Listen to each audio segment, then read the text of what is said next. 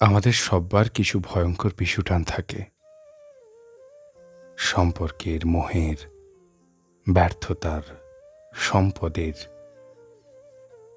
মানুষ যা কিছু হঠাৎ হারিয়েছে কিংবা যা কিছু পেতে পারে বলে ভেবে এসেছে, তা না পেলে কেউ খুব একটা মরে যায় না, বরং পিছুটান নিয়ে বেঁচে থাকে।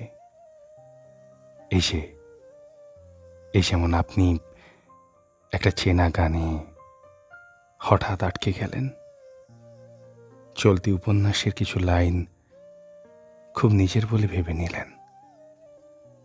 এই যে বৃষ্টির আগের দমকা হাওয়াটা আপনাকে তছনছ করে দিচ্ছে, রোজ ঘুমানোর আগে ওষুধের মতো কবেকার ভুলগুলোকে একবার করে ঢোক গিলতে হচ্ছে।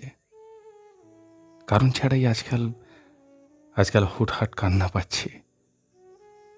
এসব কিছুই অর্থহীন নয়। মানুষ আদতে জানেই না তার কিসের অভাব, মনের ঠিক কোন অংশটা আজও অনাবিষ্কৃত।